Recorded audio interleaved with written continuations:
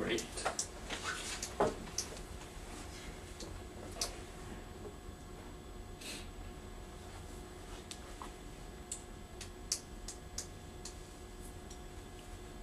Okay, so here it's trying to, it's basically, it's like a shifted circle, right? Like everyone knows, like, if you had a coordinate system and you have a circle centered at the origin,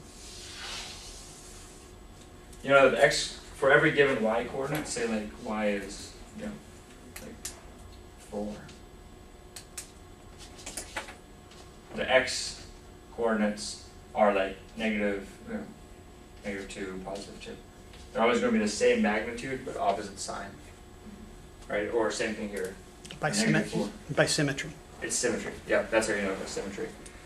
So here you know it's shifted over by 4, so the symmetry still exists. So now it's you're trying to determine, like, look, the y coordinates are equal, so I need to know that the distance between the two x coordinates have to be symmetrical. So here, let me just back up a bit. So we start at 0, 0, that's the center. The distance between the two x coordinates is the same, right? It's 2 and 2 is the distance between these coordinates. So you know that 0 plus 2 is this, you know, how would I explain this better? I mean, I'm sure you see it, I'm just having a hard time articulating it. In this case, since the center is at 4, 0, you know the difference between any of these x coordinates they give you and 4 should be the same. So for example, A is wrong because 4 minus 1 is 3, and 6 minus 4 is 2. It's not the same. It's not symmetrical. B is wrong, same reason. And plus, yeah, it's the same reason basically. C could be right. There may be another solution too, though. No. Okay, yeah. So yeah, okay. So C is right basically here, because 4 minus 2 is 2, and 6 minus 4 is 2. But you consider D and E just in case too, in case your reasoning was wrong. Because if you come up with 2 solutions, your reasoning is wrong. So C. 12. A lot of geometry. A, B, C, D is what I told you.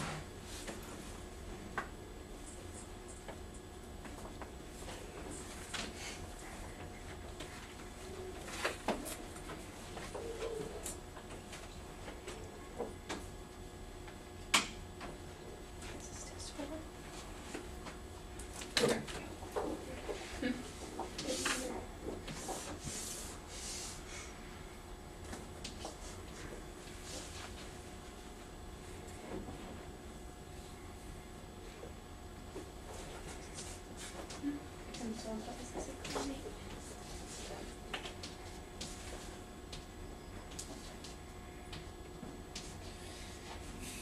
Okay, so all I was trying to show you is that P and Q are symmetric, so the distance between this and this is the same.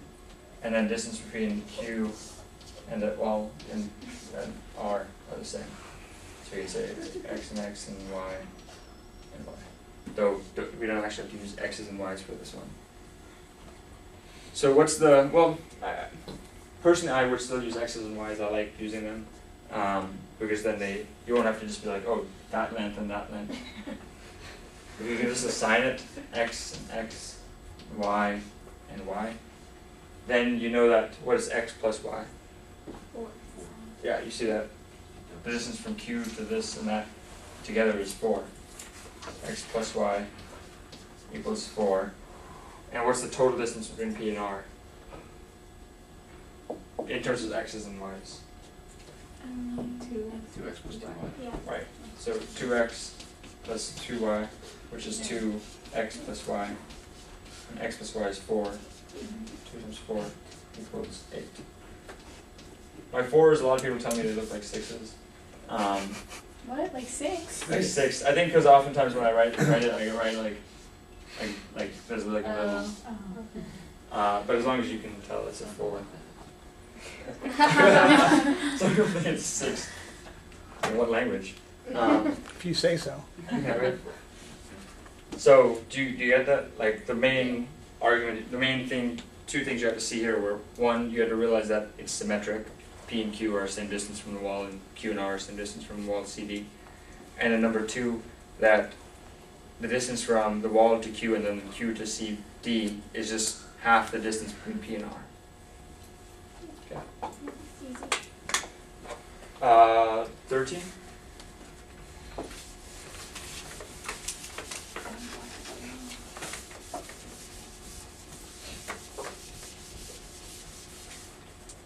Cool. 13.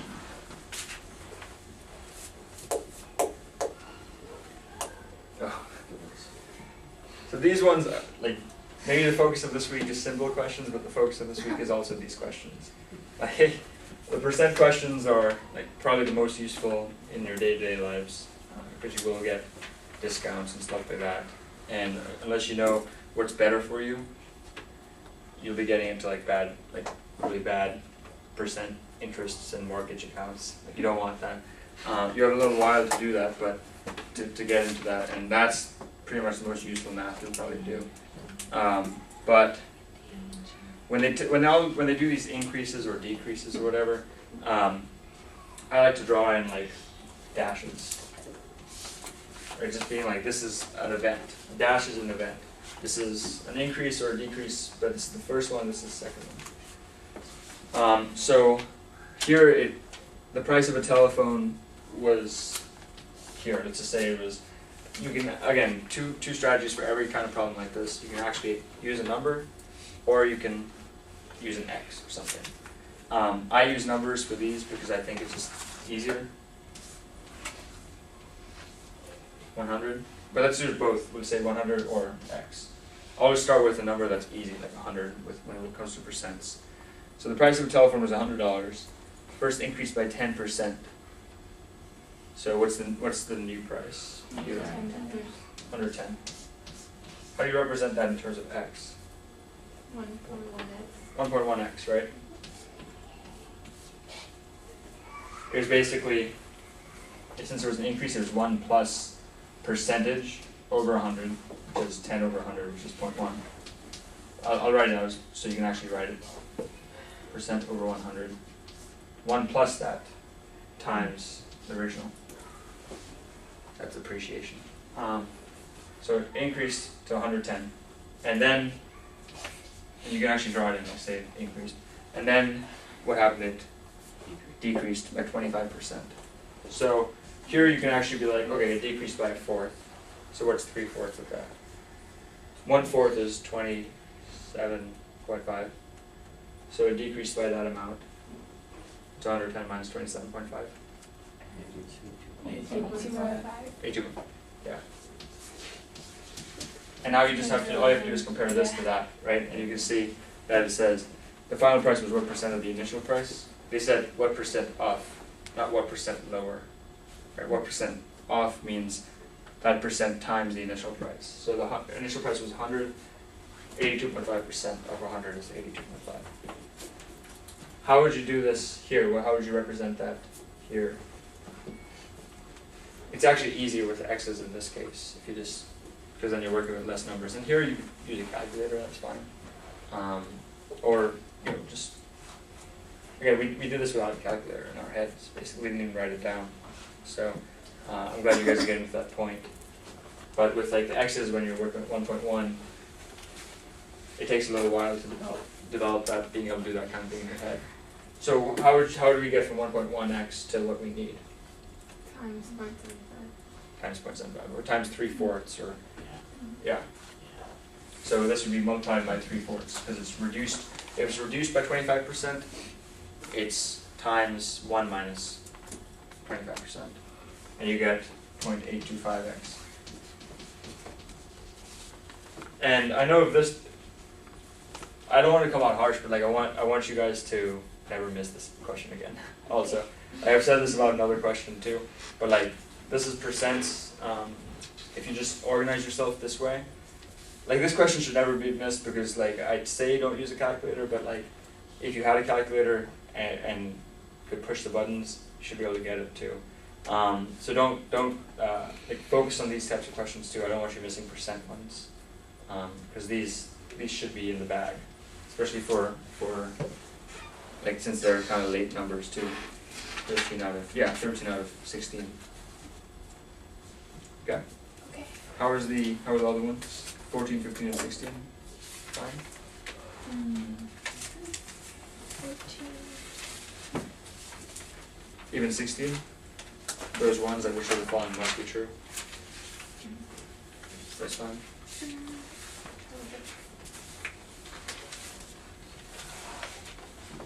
Could you do 15? Because I just guessed. Okay, cool, yeah, no, it's important. Okay, so you have a right triangle.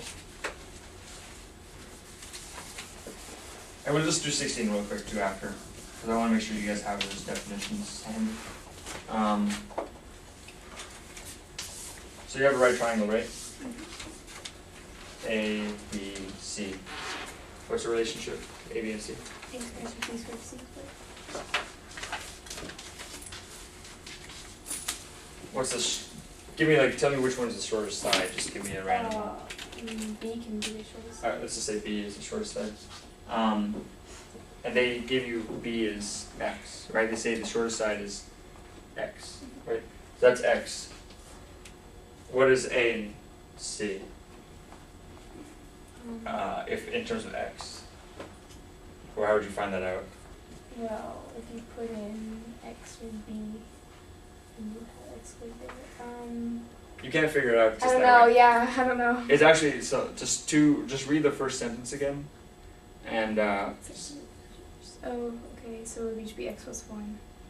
consecutive, even integers. Oh, X plus 2. Yeah, Just but kidding. they did give you the X plus 1 option too. See that? Yeah. B. So it would be X plus 2 and X plus 4. Oh, okay. And I can just put this in for Pythagorean. Okay. See, I mean, silly mistake. Yeah. That's a silly mistake. So as I mentioned, when you guys are doing these problems, you need to underline what you need to find, like what you actually have to find, as well as any relevant information. And relevant information isn't just numbers. It's also words like consecutive, even integers. Okay. 16. Just do that real quick. Unless nobody got it wrong. Nobody got that wrong, we won't do it, but I think it's worthwhile anyways. X is an integer greater than 1. And if y is x plus 1 over x, which of the following must be true.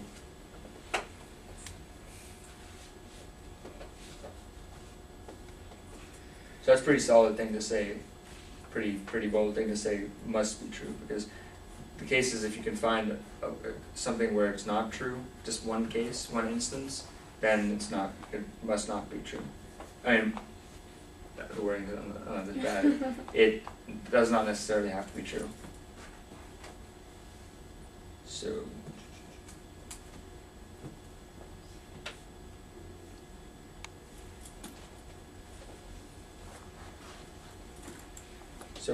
I would just start with number 2. Y is an integer. Is that true? Like, give me an sum for x is greater than 1. 2. So then that y would be 2.5, right? Yeah. So y is not an integer. So 2 is out, right? How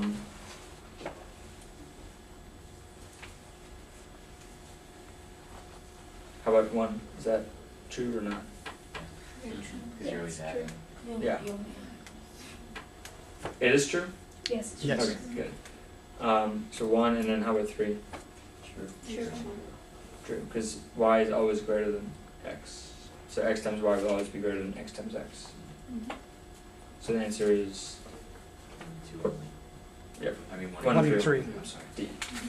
Good.